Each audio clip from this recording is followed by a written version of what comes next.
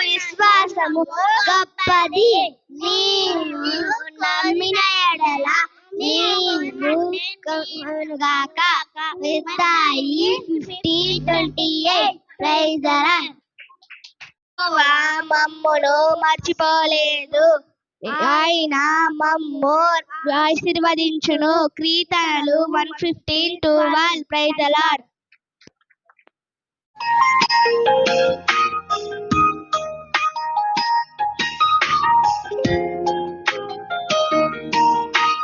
మేమే కలగా బౌ బౌ కుక్కలగా మ్యావ్ మ్యావ్ పిల్లిలగా నీవు చేయబడలేదు.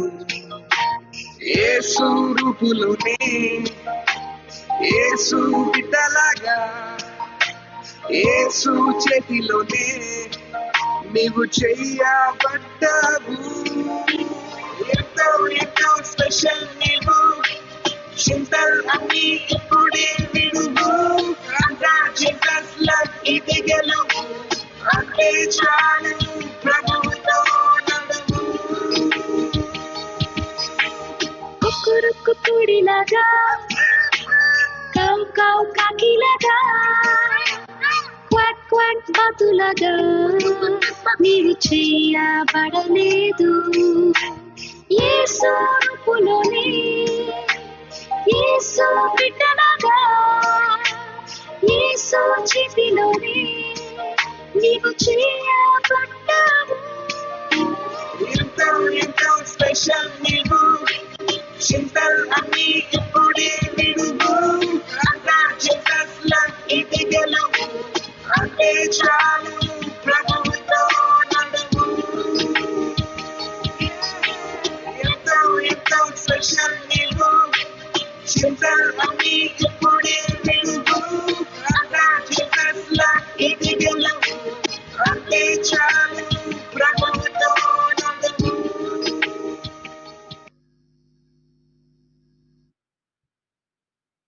దేవుని కనపరచడానికి, మీతో కలిసి దేవుని మాటలు ధ్యానించడానికి దేవాది దేవుడు ఇచ్చిన బాధ్యతను బట్టి దేవునికి మహిమ ఘనత ప్రభావములు కలుగును గాక. ఆమేన్. ప్రభు పేరిట మీ అందరికీ శుభములు, అందరికీ వందనాలు. ప్రత్యేకంగా పాస్టర్ గారికి కూడా ప్రభు పేరిట వందనాలు చెల్లించుకుంటున్నాను. దేవుడు ప్రేమించి మనకిచ్చిన ఈ సమయంలో దేవుని మాటను చూద్దాం. వాక్యమును యాకోబుకు ఏం చేశాడట? పాడుకున్నాం కదా. వాక్యమును యాకోబుకు తెలియజేశాడు. యాకోబుకు తెలియజేసినట్లుగా ఏ జనమునకు కూడా తెలియజేయలేదు. ఏ జనము నాకు ఎలాగూ చేసి ఉండలేదు. హల్లెలూయా. వాక్యము ప్రియమైన దేవుని బిడ్డలారా, ఈ దినంలో ప్రపంచంలో అనేక మంది ఇంకా వాక్యం తెలియని వాళ్ళు ఉన్నారు. వాక్యము వారి దగ్గరికి చేరలేదు. ఇంకా అనేక మంది ప్రపంచంలో ఉన్నవారు ఉన్నారు. అయితే దేవుడు మనకు మన మాతృభాషలో, మన మాతృభాష ఏంటి? మన భాష ఏంటి? ఇంగ్లీషా, మలయాళమా? తెలుగు. మన తెలుగు భాషలో దేవుడు మనకి చక్కగా వాక్యాన్ని ఇచ్చాడు. అందుని బట్టి దేవునికి స్తోత్రం. ఆలు గుణింతాలు చదివినట్లుగా మన భాషలో మనం వాక్యం చదువుకోవడానికి, వాటిని అర్థం చేసుకోవడానికి దేవుడిచ్చిన బాధ్యతను బట్టి దేవునికి స్తోత్రం. పరిశుద్ధ లేఖన భాగంలో నుండి దేవుని మాటలోనికి వెళదాం ప్రియులారా. అపోస్తలుడైన పౌలు హెబ్రీయులకు రాసిన పత్రిక 12వ అధ్యాయం 2వ వచనాన్ని ఒకసారి చదువుదాం. హెబ్రీయులకు రాసిన పత్రిక 12వ అధ్యాయం 2వ వచనం. మనము కూడా చదువుతారు ఎవరైనా? ప్రతి భారమును సులువుగా చిక్కులబెట్టు పాపమును విడిచిపెట్టి విశ్వాసమునకు కర్తయు దానిని కొనసాగించువాడునైనా యేసు వైపు చూచుచు మన ఎదుట ఉంచబడిన పందెములో ఓపికతో పరిగెత్తుదము. జాగ్రత్తగా వినాలి, అందరూ కూడా గమనించండి. ఆయన తన ఎదుట ఉంచబడిన ఆనందము కొరకై అవమానమును నిర్లక్ష్యపెట్టి సిలువను సహించి దేవుని సింహాసనము యొక్క కుడి పార్శ్వమున ఆసీనుడై ఉన్నాడు. ప్రార్థన. పరిశుద్ధుడా, మాట్లాడే దేవుడా, మాతో మీరు మాట్లాడండి. నా నోటి మాటలు మా అందరి హృదయ ధ్యానములని దృష్టికి అంగీకారకృతములుగా ఉంచండి. వ్యతిరేకముగా పనిచేయాలని చూస్తున్న అంధకార దుష్ట దురాత్మల సమూహముల క్రియలను, వాయుమడలు తిరుగుతున్న దురాత్మల సమూహములను నజరేయుడు యేసు నామములో బంధిస్తున్నాను నాయన. దేవా, నీ సన్నిధి, మీ సహాయం మాతో ఉంచండి. పరిశుద్ధాత్మ దేవా, మీ సంచారము దయచేయమని, నీ మాట మాకు అనుగ్రహించమని, మీరే మాట్లాడమని యేసు నామములో అడుగుతున్నాము తండ్రి. ఆమేన్. ప్రియమైన దేవుని బిడ్డలారా, గతంలో ఒకసారి నేను దేవుడు నన్ను ఇక్కడ నిలబెట్టినప్పుడు ఈ మాటను మనం చదువుకున్నాం. గుర్తుందా? విశ్వాసమునకు కర్త, పాస్టమ్మ గారికి గుర్తుంటుంది ఖచ్చితంగా. విశ్వాసమునకు కర్త, దాన్ని కొనసాగించేవాడైనా యేసు వైపు చూడాలి, యేసు వైపు చూడాలి, యేసు వలె మనం ఉండాలి.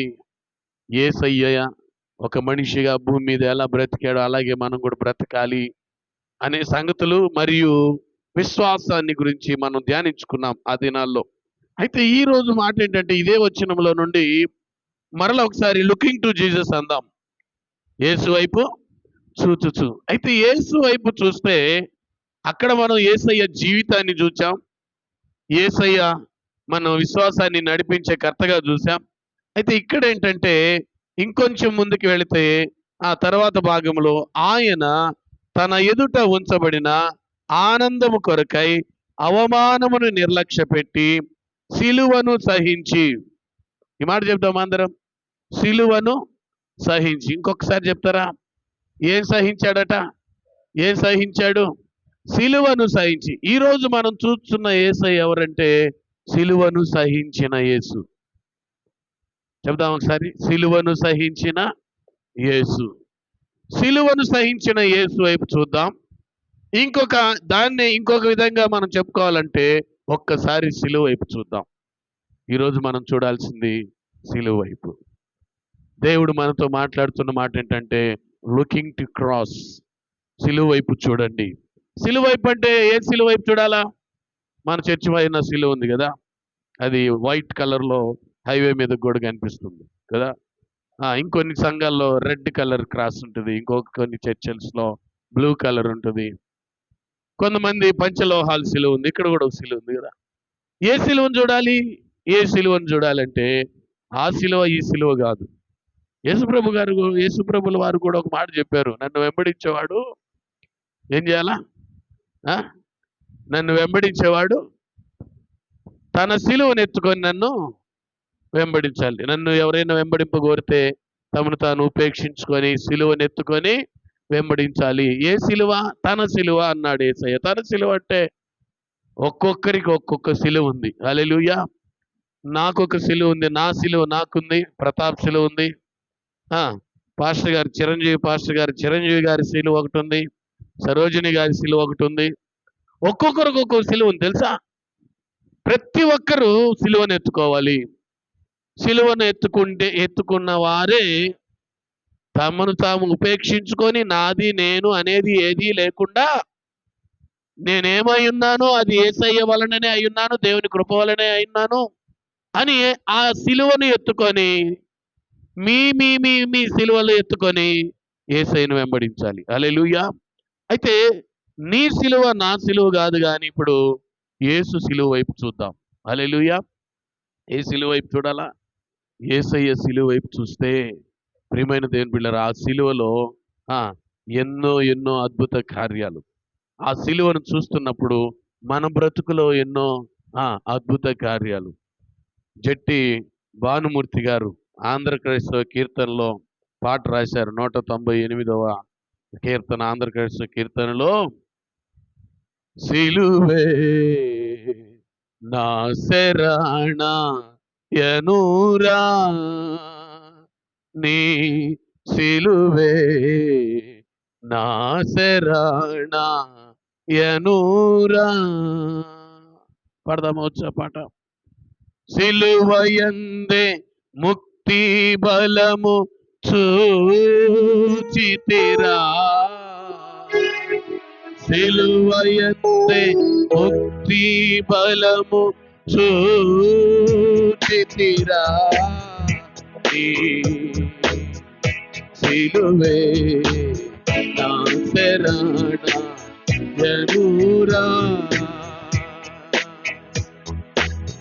సిలువను రాలియేసు పలికిన పలుకులందు సిలువలో యేసయ్య పలికిన పలుకులు సిలువను రాలియేసు పలికిన పలుకులందు విలువలేని ప్రేమామృతము గ్రోలితిరా విలువలేని ప్రేమామృతము గ్రోలితిరా సిలువే నా శరణ జనురా సిలువను చూచుకొలది శిల సమానమైన బ్రతుకు సిలువను చూచుకొలది శిల సమానమైన మనసు కలిగి కరిగి నీరగు నదిరా కలిగి కరిగి నీరగు నదిరా సిలువే నా శరణ జనురా. హల్లెలూయా. దేవునికి స్తోత్రం చెప్దాం ఒకసారి. హల్లెలూయా, హల్లెలూయా. సిలువే మనకు శరణం, సిలువే మనకు బలము, సిలువ యందే మనకి ముక్తి మార్గం. హల్లెలూయా. అందులో భాగంగా ఈ 2 వచనాలు మనము అంటే ఈ పాటలో 2 చరణాలు చూద్దాం. మొదటి చరణం ఏంటంటే సిలువను వ్రాలి యేసు పలికిన పలుకులు. సిలువ మీద యేసయ్య పలుకులు పలికాడు కదా. మా తల్లి గారు మేము 10వ తరగతి చదువుతున్నప్పుడు ప్రభువునందు నిద్రించారు. 10వ తరగతి పరీక్షలు మార్చి 10వ తేదీ నుంచి అయితే మార్చి 2వ తేదీ మా తల్లి గారు ప్రభువునందు నిద్రించారు. అంతా అయిపోయిన తర్వాత చాలా మంది బంధువులు వచ్చి, అంటే బర్రెలు అంతా అయిపోయిన తర్వాత చాలా మంది వచ్చి, కొంతమంది పదే పదే మమ్మల్ని అడిగిన మాట ఏంటంటే, మీ అమ్మగారు చివరిలో మీకేం చెప్పారు, చనిపోయే ముందు ఏం మాట్లాడారు, చనిపోయే ముందు ఏం చెప్పారు, ఏం చెప్పుకొచ్చారు. అలాగే చాలా మందిని అడుగుంటే, మీ నాయన చనిపోయే ముందు నీతో ఏమన్నా మాట్లాడా, ఏం మాట్లాడాడు. కొంతమంది ఆస్తుల గురించి అడుగుతారు, లేకపోతే ఇంకేమన్నా దేని గురించి మాట్లాడాడు మీ నాన్నగారు, మీ తాతగారు దేని గురించి. అంటే ఏంటి మాటలంటే వారి చివరి దినాల్లో పలికిన మాటలకి మనుషులు చాలా ప్రాధాన్యతను ఇస్తారు. అలాగే యేసు ప్రభుల వారి జీవితంలో కూడా చివరి దినాల్లో లేక చివరి దినాన శుభ శుక్రవారాన ఆ కలువరి శిలువ మీద యేసయ్య పలికిన మాటలు, ఎన్ని మాటలు? రేపు గుడ్ ఫ్రైడేకి మీరు ఆ మాటలు ధ్యానిస్తారు, చాలా ఎక్కువ వింటారు. ఇప్పుడు మీరు యేసయ్యని నమ్ముకొని ఎన్ని సంవత్సరాలు అయిందో కదా. కొంతమంది 10, 20, 30 ఎన్ని సంవత్సరాలు అయిందో. ఎన్ని సంవత్సరాలు అయితే అన్నిసార్లు 7 మాటలు వినుంటాం కదా కదా. కాబట్టి మీరు టక టక టక టక చెప్పేస్తారు. ఇప్పుడు 7 మాటలు చెప్దాం ఒకసారి. మొదటి మాట, 7 మాటల్లో అంటే ఇప్పుడు సిలువలో యేసయ్య పలికిన పలుకులు ఉన్నాయి. ఆ పలుకులు ప్రియమైన దేవుని బిడ్డలారా మన జీవితంలో యేసయ్య ప్రేమను అందించేవి. కలువరి సిలువలో ఒకసారి ఆ సిలువను చూస్తే మనకు కనిపించేది యేసయ్య ప్రేమే. హల్లెలూయా, హల్లెలూయా. ఎందుకు యేసయ్య ఆ మధ్యకాలంలో ఒక క్రాస్ వేశారు. ఒక ఎక్కువగా ఆ పిక్చర్ ఎక్కువగా చాలా మంది వారి గృహాల్లో కూడా పెట్టుకునేవారు. ఒక సిలువ, కొయ్య సిలువ ఉంటుంది, దాని మీద ఒక క్లాత్ ఉంటుంది, గుడ్డ అట్లా వేసి ఉంటారు. దాని కింద కూడా కొన్ని రాసి ఉంటుంది, ఐ ఆస్క్డ్ యు అని, నేను నిన్ను అడుగుతున్నాను, నువ్వు నన్ను ఎంత ప్రేమిస్తున్నావని. యేసయ్యని అడిగితేనట భక్తుడు చెప్తాడు, యేసయ్య నువ్వు నన్ను ఎంత ప్రేమిస్తున్నావు అంటే, యేసయ్య 2 చేతులు చాపి కలువరి సిలువను చూపించి ఇంతగా నిన్ను ప్రేమిస్తున్నాను అంటాడంట. హల్లెలూయా. చప్పట్లు కూడా దేవునికి స్తోత్రం చెప్దామా. యేసయ్యకు నువ్వు నేనంటే ఎంత ప్రేమ అంటే, సిలువలో యేసయ్య ఎంత శ్రమపడ్డాడో ఆయన సిలువను చూపించి ఒక్క మాటలో చెప్పొచ్చు, యేసయ్యకు నేనంటే ఇంత ప్రేమ. ఎంత ప్రేమ? సిలువ అంత ప్రేమ. హల్లెలూయా, హల్లెలూయా. ప్రియమైన దేవుని బిడ్డలారా, సిలువలో యేసయ్య పలికిన మాటల్లో మొదటి మాట ప్రార్థనతో ప్రారంభమైంది, చివరి మాట ప్రార్థనతో ముగించబడింది. మొదటి మాట తండ్రి, బాగా చెప్తున్నారు మీరు, తండ్రి అనగా ఆ మాటలో క్షమాపణ కదా. యేసయ్య లక్షణం. ఈ దినాన్ని యేసుప్రభు బిడ్డలు అని చెప్పుకుంటున్నాం. సిలువలో యేసయ్య పలికిన పలుకులు ఒకసారి ఆలోచిస్తే ఆయన క్షమించాడు, ఆయన ప్రార్థించాడు. ఇంకో సంగతి చెప్పనా, నువ్వు ఒక వ్యక్తి కోసం ప్రార్థన చేయాలంటే ముందు ఆ వ్యక్తిని క్షమించాలి. నీకు అన్యాయం చేసి ఉండొచ్చు, నిన్ను ఇబ్బంది పెట్టి ఉండవచ్చు, నిన్ను లేనిపోని మాటలు అని ఉండొచ్చు. కోపంతోనో పంతంతోనో ఒక వ్యక్తి కోసం ప్రార్థన చేస్తే ఫలితం ఉండదు. ప్రేమతో ప్రార్థన చేయాలి. యేసయ్య వాళ్ళని ప్రేమించాడు, వాళ్ళ కోసం ప్రార్థన చేశాడు కదా. రెండవ మాట చెప్పేస్తున్నారు మీరు అందరు, చాలా మంచివాళ్ళు. రెండవ మాట చెప్పండి. అదే కరెక్టే మీరు చెప్పింది. నేడు నీవు నాతో కూడా పరదేశంలో ఉంటావు. నేడు నీవు నాతో కూడా పరదేశంలో ఉంటావు. యేసయ్య దగ్గర ఒక దొంగ కదా, ఒకడేమో యేసయ్యని దూషిస్తే ఇంకొకడేమో పశ్చాత్తాపడి దేవునికి భయపడి కదా, వాడు అంటాడు నువ్వు దేవునికి భయపడవా అంటాడు. మొదటి వాడితో దేవునికి భయపడి పశ్చాత్తాపడి అంటాడు, ఇదిగో యేసు, నీవు నీ రాజ్యంతో వచ్చినప్పుడు నన్ను జ్ఞాపకం చేసుకో. యేసయ్యకి ఒక రాజ్యం ఉంది. యేసయ్య ఇప్పుడు ఎలా కనిపిస్తున్నాడు సిలువలో అంటే, జనరల్గా చూస్తే సహజంగా ఆ పరమార్థం, ఆ ఆత్మీయ దృష్టి లేని వారు చూస్తే ఆయన ఒక నిస్సహాయ స్థితిలో ఉన్నట్టుగా అనిపిస్తుంది. ఆయన ఇంకేం చేయగలడు, అంతా అయిపోయింది ఆయన జీవితం అనిపిస్తుంది. ఆయన కొట్టి చంపేస్తున్నారు ఇప్పుడు, ఇంకా సేపట్లో ఆయన చనిపోతాడు.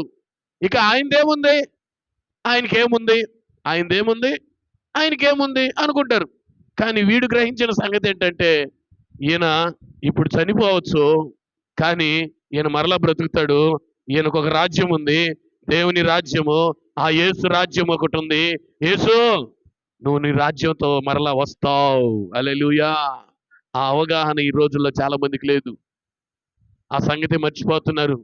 యేసు నీవు రాజ్యంతో మరలా వచ్చినప్పుడు నన్ను జ్ఞాపకం చేసుకో అంటే, అరే నాన్న ఎప్పుడో కాదు. ఏమన్నాడు యేసయ్య? ఎప్పుడో రాజ్యం వచ్చేది కాదు. చెప్పండి, నేడు నీవు నాతో కూడా పరదేశంలో ఉంటావు. నాకు చాలా అద్భుతం, ఆశ్చర్యం, మహత్తరకరమైన ఆ సంగతి నేను ఆలోచించినప్పుడు ఒక్కసారి నేను థ్రిల్ అయిపోయాను అనమాట. ఏంటంటే, పరదేశం అని ఒక స్థలం ఉందండి అమ్మా. పరిశుద్ధులు ఉండే స్థలం ఒకటి ఉంది. ఇప్పుడు అందరూ పరలోకానికి ఇప్పుడే వెళ్ళరు. యేసయ్య రాకడు వచ్చినప్పుడు అందరూ పరలోకానికి వెళ్తారు. పరలోకానికి వెళ్ళే ముందుగా పరిశుద్ధులు పరదేశంలో ఉంటారు.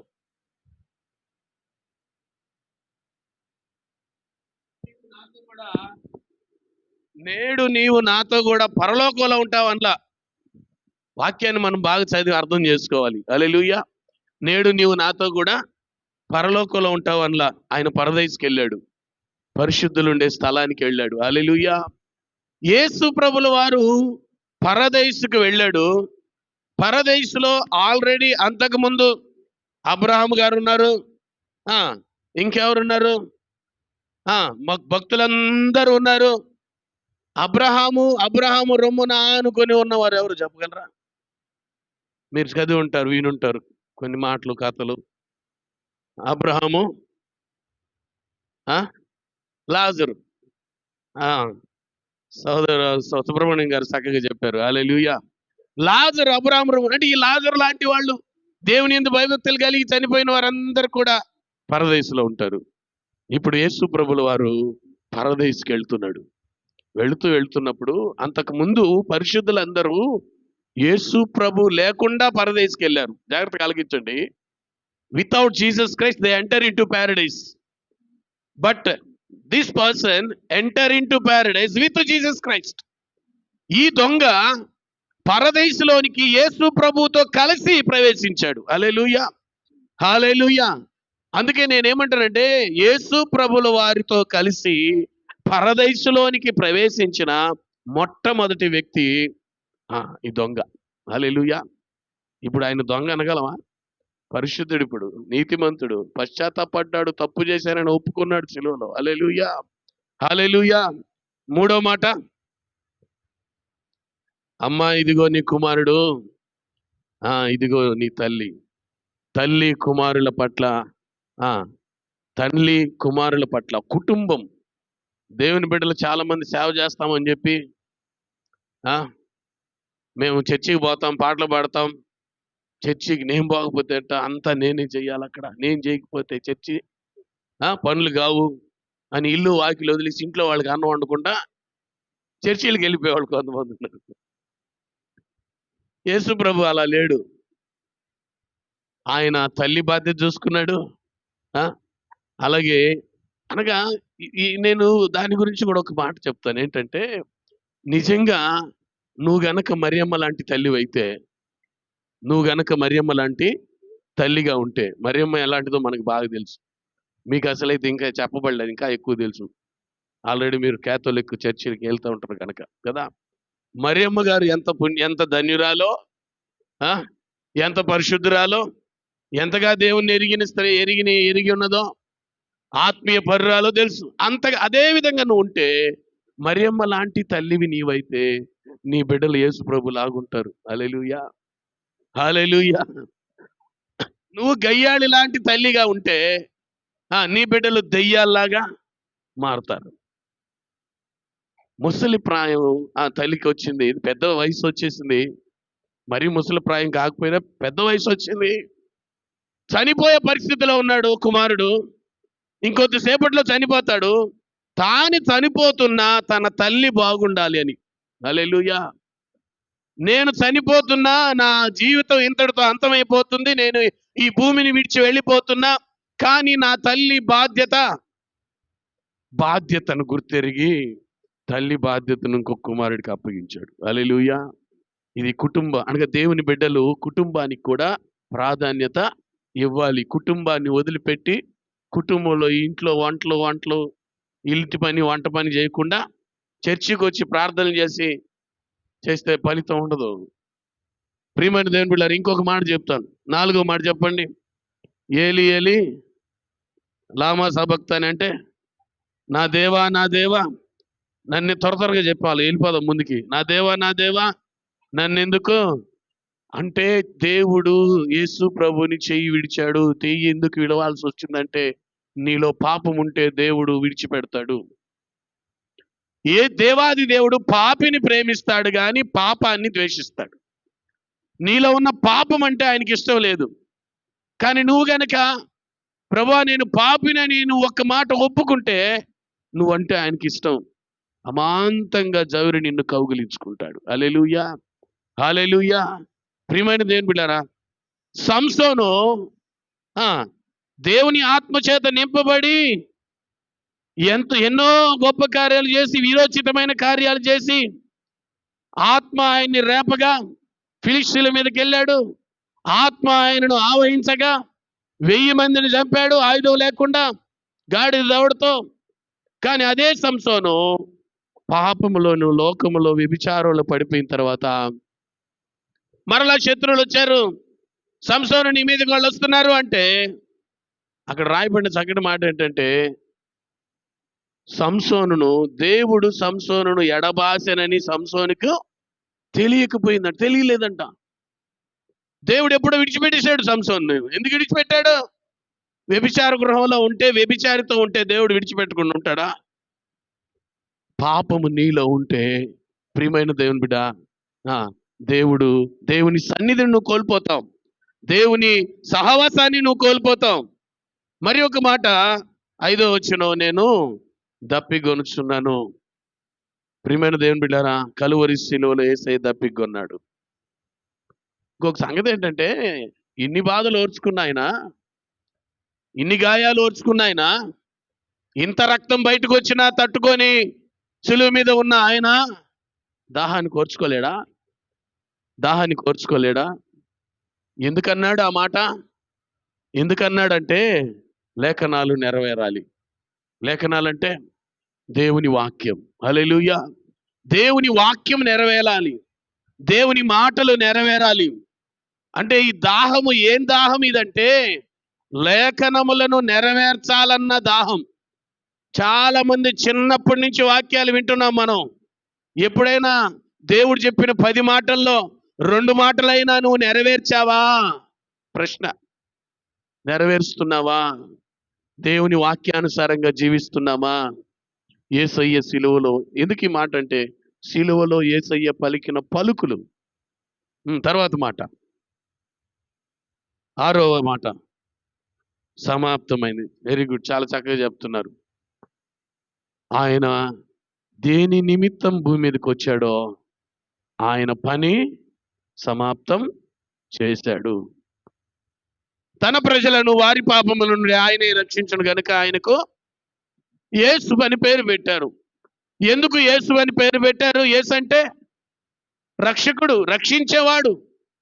పాపముల నుండి మనుషులను రక్షించడానికి యేసయ్య వచ్చాడు. ఆయన రక్షణ కార్యం భూమి మీద సమాప్తమైంది. హల్లెలూయా. ఆయన రక్షణ కార్యాన్ని ఆయన సమాప్తం చేశాడు, సిద్ధం చేసేశాడు. ప్రియమైన దేవుని బిడ్డలారా, తన ప్రజలను రక్షించడానికి ఆయన తన ప్రాణాన్ని పెట్టి, తన రక్తాన్ని చిందించి, రక్షణ కార్యము ఏదైతే ఉందో దానిని ఆయన సంపూర్ణంగా నెరవేర్చాడు. ఈ దినాన you are a purposeful person on the earth అంటాను నేను. మీరు భూమి మీద ఒక ఉద్దేశముతో, ఒక ప్రణాళికతో పుట్టినవారు. ఒక ఆయన పాట రాశాడు, శ్రీశ్రీ, ఆవేశం ఆపుకోలేక తల్లిదండ్రులు నన్ను భూమి మీద పడేశారా అని. కాదు కాదు. ఏ మనిషి కూడా భూమి మీద ఒక ప్రణాళిక లేకుండా, ఒక ఉద్దేశం లేకుండా భూమి మీద పుట్టలేదు. ఈ సంగతి గ్రహించాలి. నేను ముసిలిదాన్ని అయిపోయాను, నేను పిల్లోడిని కదా, నేను యవనొస్తుండే, నేను చిన్నోడినే, నా వల్ల ఏముందిలే, నేనేం చేసేదిలే. కాదు, నువ్వు చేయాల్సింది ఉంది. కొంతమంది ముసలోళ్ళు 80 ఏళ్ళు వచ్చినా, 90 ఏళ్ళు వచ్చినా ఇంకా ఉంటారు. ఎందుకు ఉంటారంటే, వాళ్ళు అప్పుడప్పుడు వచ్చి నన్ను అడుగుతుంటారు, నన్ను ఇంకా దేవుడు ఎందుకు ఉంచాడా, తీసుకోమని చెప్పి ప్రార్థన చేయ్యా. ఇంకా నేనేం చేసేదే? అమ్మా, నువ్వు ఉంటేనే నీ బిడ్డలు ఐక్యంగా ఉంటారు. ఒకటి. రెండోది, నువ్వు ఇంకా ఎందుకున్నావంటే నీ బిడ్డల కోసం, నీ బిడ్డల కోసం ప్రార్థన చేయడానికి. హల్లెలూయా. ఆ మధ్య ఒక అల్లుడు గారు చెప్తున్నారు, ఒక ఇంట్లో మా అత్తగారు మాకు ఒక ధైర్యం ఇంట్లో ఉంటే, ఆమెకి 83 సంవత్సరాలు, ఆమె ఇంట్లో ఉంటే చాలు, ఆమె ఉంటే చాలు, మా కోసం ప్రార్థన చేస్తూ ఉంటుందన్న ఒక ధైర్యం మేము ఎక్కడికి వెళ్ళినా. హల్లెలూయా, హల్లెలూయా. ప్రియమైన దేవుని బిడ్డలారా, ఈ దినాన దేవుని వాక్యాన్ని నెరవేర్చే వారంగా మనం ఉండాలి. దేవుని యొక్క ఉద్దేశం, ఏ ఉద్దేశం చేత భూమి మీద నువ్వు పుట్టావో ఆ ఉద్దేశాన్ని నీవు ఫుల్ఫిల్ చేయాలి, సంపూర్ణం చేయాలి. అని డ్యూటీ నువ్వు చేయాలి.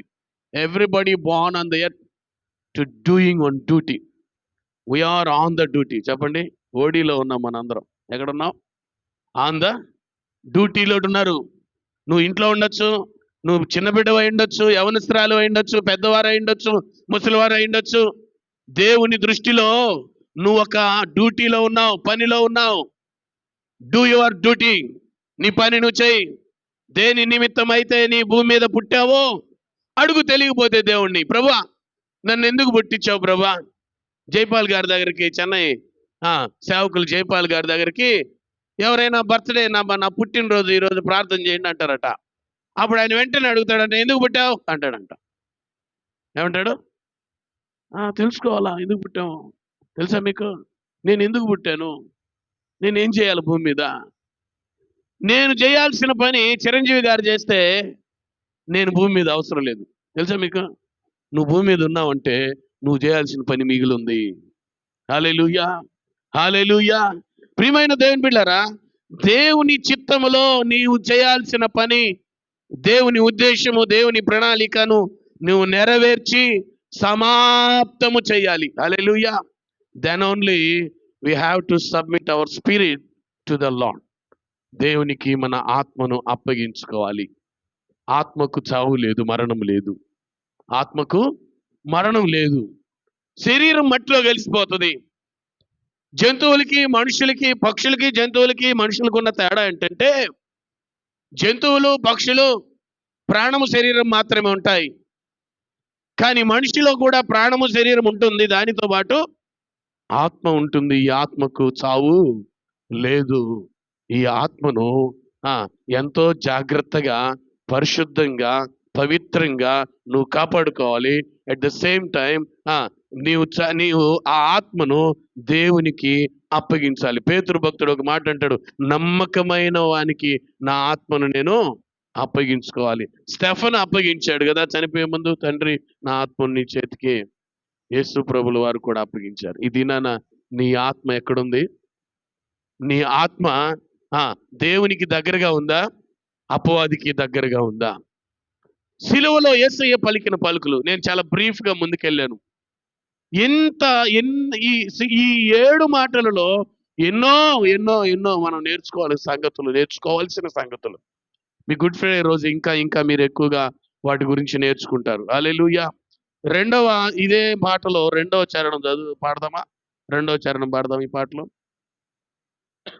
సిలువను చూచుకొలది శిల సమానమైన మనసు, సిలువను చూచుకొలది శిల సమానమైన బ్రతుకు, నలిగి కరిగి నీరగుతున్నది.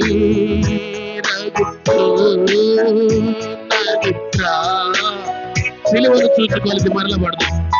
ఓ సిలువను చూచుకొలది శిల సమానమైన మనసు, చూచుకొలది శిల సమానమైన మనసు, నలిగి కరిగి నీరగుతున్నది.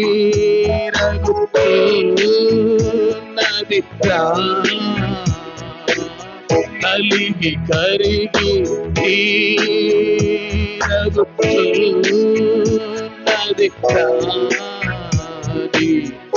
సిలువే నా శరణూరా. హల్లెలూయా. సిలువ మనకు శరణం. సిలువలో ఏముంది? ఇప్పుడు పాడుకున్న పదాలు విన్నారా? తెలుగే కదా, కానీ మనకు తెలుగు కొంచెం రాదు, ఇంకా నేర్చుకోవాలి. హల్లెలూయా. సిలువను చూచుకొలది, సిలువను చూస్తూ ఉంటేనంట, సిలువను చూస్తూ ఉంటే శిల సమానమైన మనసు. ఏం మనసు? కొంతమంది మనసు శిలల్లాగా ఉంటాయి. బండబారిపోయిన మనసులు, కఠినమైన మనసులు, ఎంత మాత్రం కూడా కరగని కనికరము లేని హృదయాలు, కఠినమైన మనసులు కలిగిన వారు ఉన్నారు. ప్రియమైన దేవుని బిడ్డారా, ఈ దినాన దేవుడు మాట్లాడుతున్న మాట ఏంటంటే, ఒక్కసారి సిలువ వైపు చూడండి.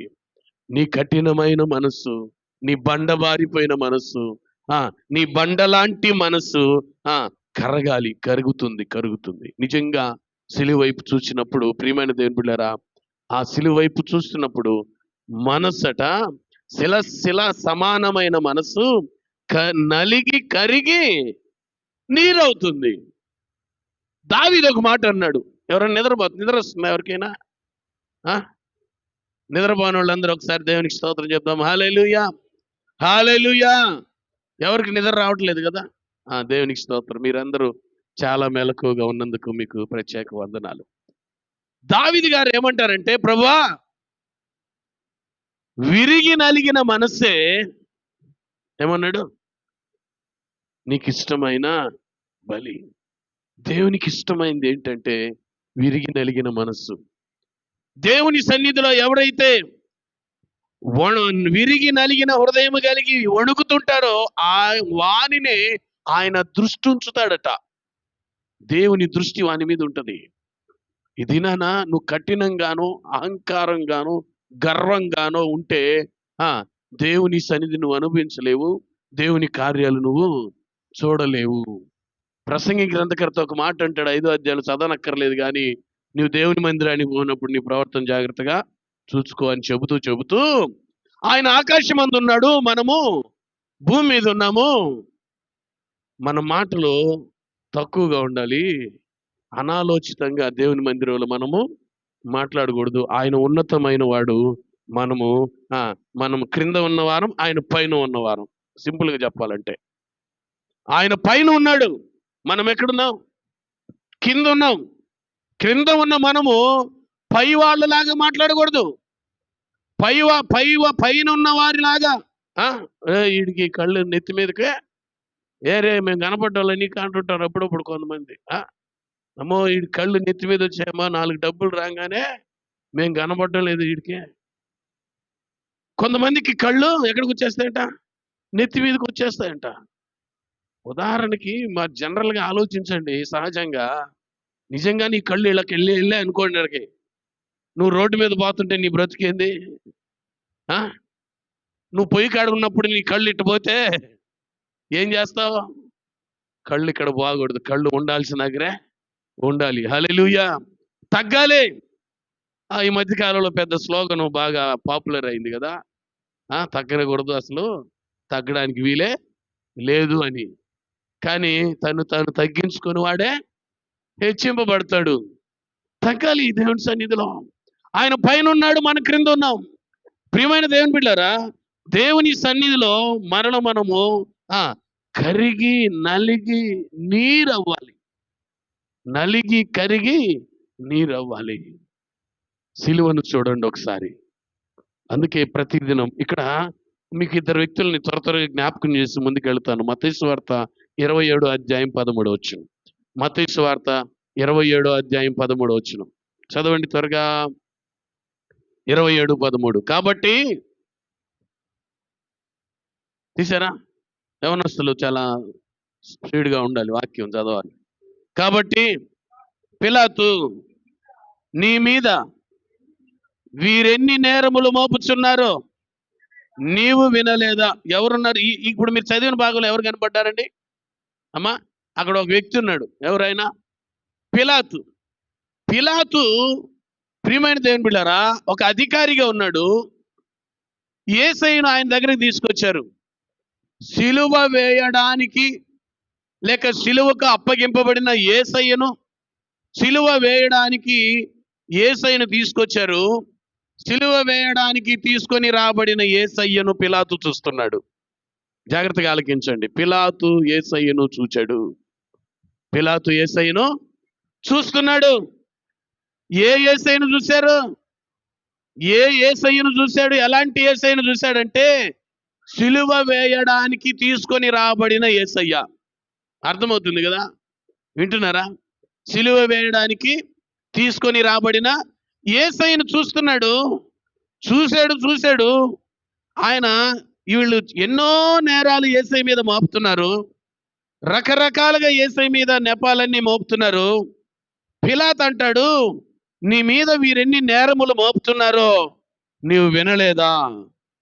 ఆయనకు అర్థమైంది ఏంటంటే, వాస్తవంగా నీ మీద వీళ్ళు నేరాలు మోపుతున్నారు, నిజంగా యేసయ్యలో అయితే ఏ లోపము ఏ తప్పు లేదు. 17-18 వచనాలు ఒకసారి చూస్తే 17-18 వచనాలు. కాబట్టి జనులు కూడి వచ్చినప్పుడు పిలాతు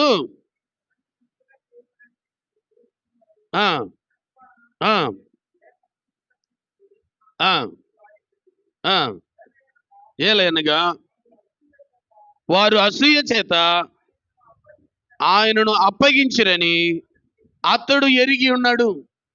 సిలువను యేసు ప్రభువుల వారిని ఏ నేరం చేయకపోయినా వీళ్ళు అసూయతో, కపటంతో, కుయుక్తితో, అసూయతో యేసుని అప్పగించారు అన్న సంగతి పిలాతు గారికి అర్థమైంది.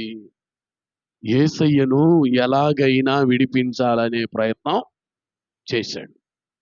యేసయ్యను ఎలాగైనా విడిపించాలని ప్రయత్నం చేస్తున్నాడు పిలాతు. ఇంకా కొంచెం ముందుకు వెళ్దాం. 22వ వచనం, 22 చదవండి. అందుకు పిలాతు ఆ ఆ అడుగుగా చెప్పిరి. ఆ ఎందుకు ఇతడు ఏ దుష్కార్యం చేసినని అడుగగా వారు సిలువ వేయమని మరి ఎక్కువగా కేకలు వేశారు. చివరికి చేసేదేమీ లేక 24వ వచనంలో చదువుదామా.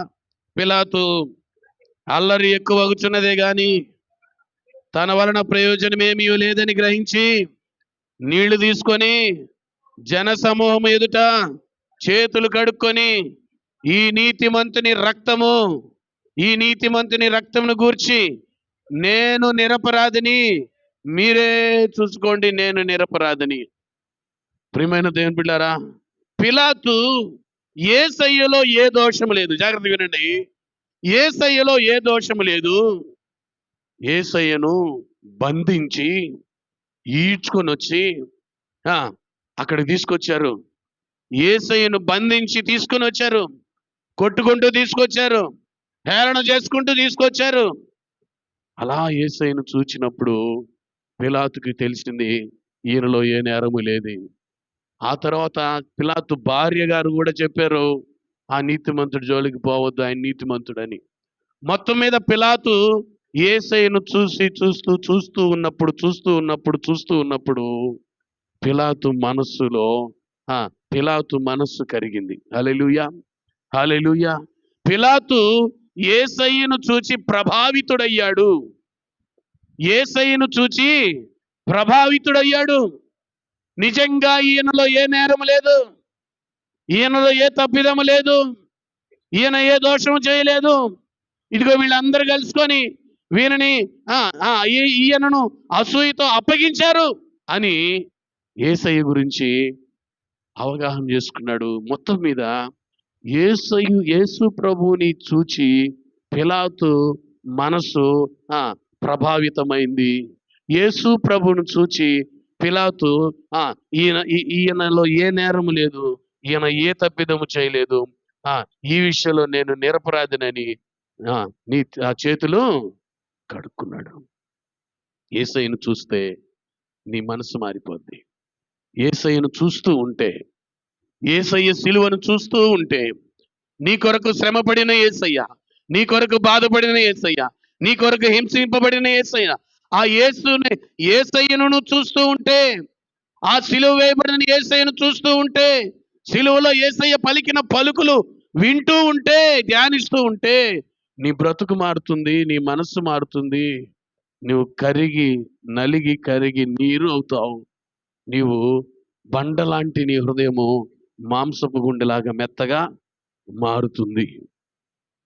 ఇది అనేక మంది కఠిన మనస్సు కలిగిన వారై బరి తెగించి పాపములో లోకములో ఇంకా ఉంటూనే ఉన్నారు. చిన్నప్పటి నుంచి వాక్యాలు వింటున్నాం, ఎన్నో సంవత్సరాల నుంచి యేసు ప్రభుని గారి గురించి వింటున్నాం, యేసయ్య బిడ్డలం అని చెప్తున్నాం, క్రిస్టియన్స్ అని పిలువబడుతున్నాం, క్రైస్తవులు అని పిలువబడుతున్నాం. ప్రియమైన దేవుని బిడ్డలారా, క్రిస్టియన్ అంటే క్రీస్తుని కలిగిన వారుగా పిలిపించుకుంటున్నాం. కానీ క్రీస్తు లక్షణాలలో కనీసము ఉండవలసిన లక్షణం ప్రేమ, క్షమాపణ లేదు. నాకు చాలా అద్భుతం, ఆశ్చర్యం అనిపించే మాట ఏంటంటే, మీరు మీ ఎడల యేసుప్రభులు ఎవరు చెప్పారు కదా, మా ఎడల పరలోక ప్రార్థన చెప్తూ మా ఎడల మేము అపరాధం చేసిన వారిని మేము క్షమించిన ప్రకారము మా అపరాధం అంటే మీరు ఒకరినొకరు క్షమించుకోవాలి, నేను మిమ్మల్ని క్షమించినట్టు క్షమించాలని చెప్తున్నాడు కదా. నిజంగా క్షమించుకుంటూ వెళ్ళారనుకోండి, జాగ్రత్తగా ఆలోచించండి. భార్యాభర్తల మధ్య ఒకరు చేసిన తప్పులు, భర్త చేసిన తప్పులు భార్య క్షమిస్తూనే ఉంది, భార్య చేసిన తప్పుల్ని భర్త క్షమిస్తూనే ఉన్నాడు, బిడ్డలు చేసిన తప్పులు తల్లిదండ్రులు క్షమిస్తున్నారు, తల్లిదండ్రులు చేసిన తప్పుల్ని బిడ్డలు క్షమిస్తూనే ఉన్నారు. ఇలా ఒకరినొకరు క్షమించుకుంటూ పోతే కోపం వస్తుందా? తగులు వస్తాయా? తంటాలు వస్తాయా? తగులు గొడవలు ఉంటాయా? మనస్పర్ధలు ఉంటాయా? నిజమే, వాళ్ళు నాకు నష్టం చేశారు, కష్టపెట్టారు, నేను క్షమించేశా, అయిపోయింది, చాప్టర్ క్లోజ్. ఇంకా నాకు కోపం ఎందుకు? నేను పగ తీర్చుకోవాల్సిన అవసరం ఏముంది? పెళ్ళి అయిపోయిన తర్వాత సిల్వర్ జూబిలీ అయిపోయింది. సిల్వర్ జూబిలీ అంటే ఎన్ని సంవత్సరాలు? 25? 25 సంవత్సరాలు అయిపోయిన తర్వాత 25 సంవత్సరాలు అయిపోయిన తర్వాత కూతురు అత్త దగ్గర పోయి ఆడుకుంటుంది. కూతురు ఆ భార్య ఆ ఇంట్లో ఇల్లాలు ఉంది కదా, అత్త దగ్గర పోయి ఆడుకుంటుంది. ఆడుకుంటుంటే అమ్మ అమ్మ అమ్మ అమ్మమ్మ నానమ్మ నానమ్మ ఇది చెప్పింది, ఇది ఇచ్చింది, ఇది ఇచ్చిందా? నానమ్మ ఇచ్చిందా? మీ నాయనమ్మ ఇచ్చింది అదే? మీ నాయనమ్మ ఎలాంటిది తెలుసా నీక? 1956 సెప్టెంబర్ 2వ తేదీ ఏం జరిగింది, ఏం చేసింది తెలుసా? ఎప్పుడట? 1900 అంటే మర్చిపోలా. 25 సంవత్సరాల క్రితం పెళ్ళైన కొత్తల్లో నేను ఇంట్లో అడుగు పెడితే ఏమనిందో తెలుసా మీ నాయనమ్మ? ఎవరికంటే అప్పటికి ఈ బిడ్డ పుట్టలా పాపం. ఈ పుట్టని అంటే నిన్నగాక మొన్న పుట్టిన పిల్లలకి 25 సంవత్సరాల క్రితం ఏం జరిగిందో చెప్పి వాళ్ళల్లో కారాలు మిరియాలు వారిలో నూరి పోస్తున్నారా? మీరు దేవుని బిడ్డలేనా? మీరు క్రైస్తవులేనా? క్రీస్తుని కలిగిన వారేనా? ఒకరినొకరు క్షమించుకుంటూ వెళితే, ఒకరినొకరు ప్రేమించుకుంటూ వెళితే తగులు ఎందుకు వస్తాయి? ఇళ్లలో గొడవలు ఎందుకు వస్తాయి? మనస్పర్ధలు ఎందుకు వస్తాయి? క్షమించం. దేవదాస్ పాస్టర్ గారు మీకు తెలిసి ఉంటుందేమో, సాలి దేవదాస్ పాస్టర్ గారు, బెంజమిన్ కర్టీస్ గారు, చంటి పాస్టర్ గారు వాళ్ళ నాన్నగారు. వాళ్ళ నాన్న వారి బైబుల్, అయ్యగారి బైబుల్లో, దేవదాస్ పాస్టర్ గారి బైబుల్లో క్షమాపణ అని పక్కన రాసుకొని ఈక్వల్ మరచుట అని రాసుకున్నాడు.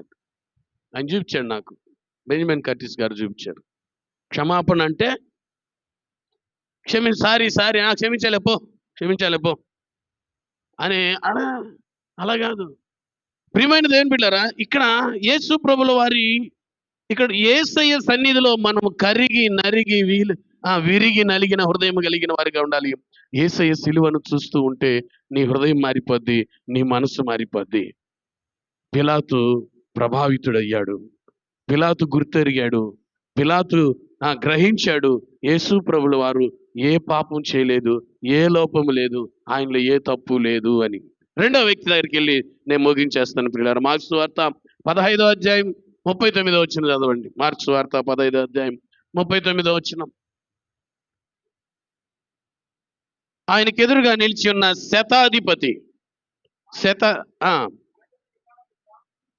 ఆయన ఇలాగు ప్రాణం విడిచడు చూచి నిజముగా ఈ మనుష్యుడు దేవుని కుమారుడే అని చెప్పాను.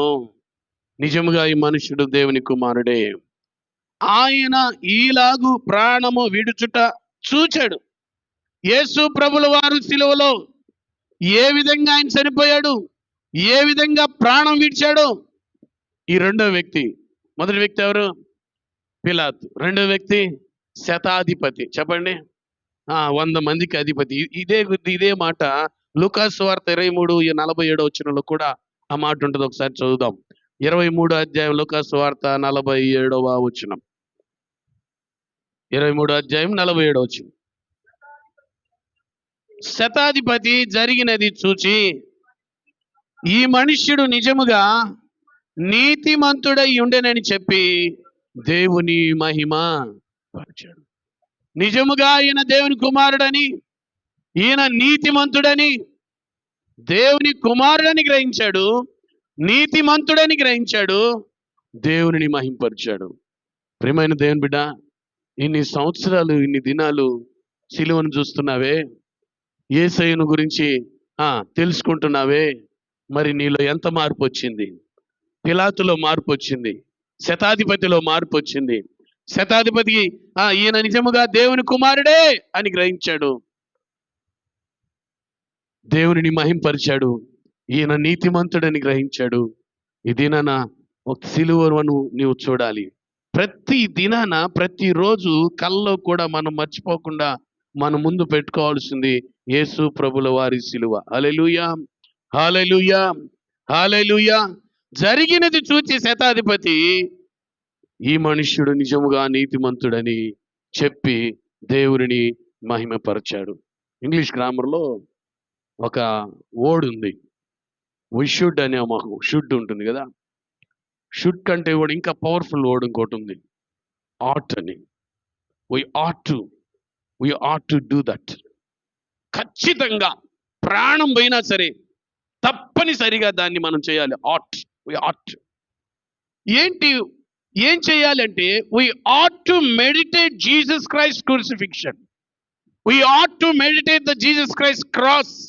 యేసు ప్రభుల వారి యొక్క శిలువను ప్రతి దినము ప్రతిరోజు తప్పక మనము ధ్యానించాలి. ఎవరైతే యేసు ప్రభు శిలువను ముందు పెట్టుకొని తమ జీవితాన్ని కొనసాగిస్తారో వారి బ్రతుకులో నెమ్మది ఉంటుంది, సమాధానం ఉంటుంది. వారి బ్రతుకులో శ్రమ వారికి శ్రమగా అనిపించదు. క్రైస్తవ జీవితం శ్రమలే, క్రైస్తవ జీవితం ఇబ్బందులే. క్రైస్తవ జీవితంలో ఎన్నో రకరకాల శ్రమలు ఇబ్బందులు వస్తాయి, రాకుండా ఉండవు. కష్టాలు బాధలు మనుషులకు కాకుండా కుక్కలకి నక్కలకి రావు అన్నాడు ఒక ఆయన. నిజమే, కష్టం వస్తుంది, బాధ వస్తుంది, ఇబ్బంది వస్తుంది. అయితే వాటన్నిటి నుంచి విడుదల కూడా వస్తుంది ఎప్పుడైతే సిలువ నీ ముందుంటే, సిలువను ధ్యానిస్తూ ఉంటే. ప్రియమైన దేవుని ముగిస్తున్నాను, చివరి మాటలు వినండి. సిలువ ధ్యానమే మనకు ఆద్యము, మనకు అంతము. సిలువ ధ్యానమే మనకు బలము. అందుకే పౌలు భక్తుడు అన్నాడు, ఇదిగో సిలువను గురించిన వార్త నశించిన వారికి వెరితనం, కానీ రక్షింపబడుతున్న వారికి దేవుని శక్తి. దేవుని శక్తి. నిత్యము సిలువ ధ్యానము నీ హృదయంలో ఉండాలి. నిత్యము సిలువను ధ్యానిస్తూ ఉంటే, నిత్యము సిలువ ధ్యానం చేస్తూ ఉంటే క్రీస్తు ప్రేమ కొంతైనా నువ్వు అర్థం చేసుకోగలవు, అవగాహన చేసుకోగలవు. ప్రియమైన దేవుని బిడ్డలారా, సిలువ వైపు చూద్దాం.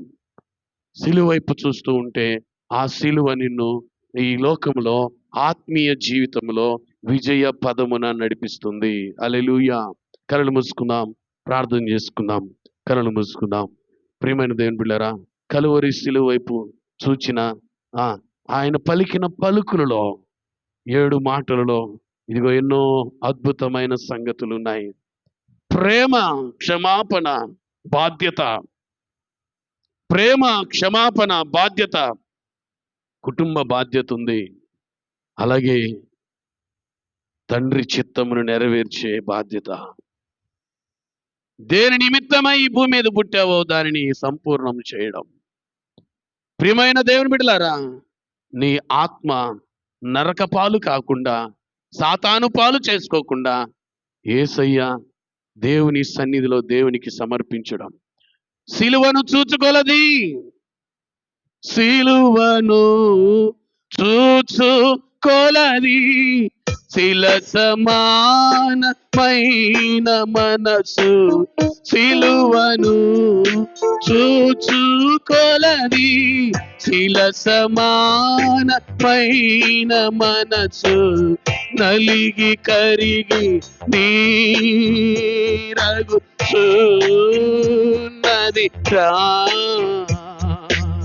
నలిగి కరిగి నీరగుచున్నది సిలువే నా శరణయనురా. సిలువను చూడు, కలువరి సిలువను చూడు, యేసు ప్రభుల వారి సిలువను చూడు, సిలువను సహించిన యేసయ్యను చూడు.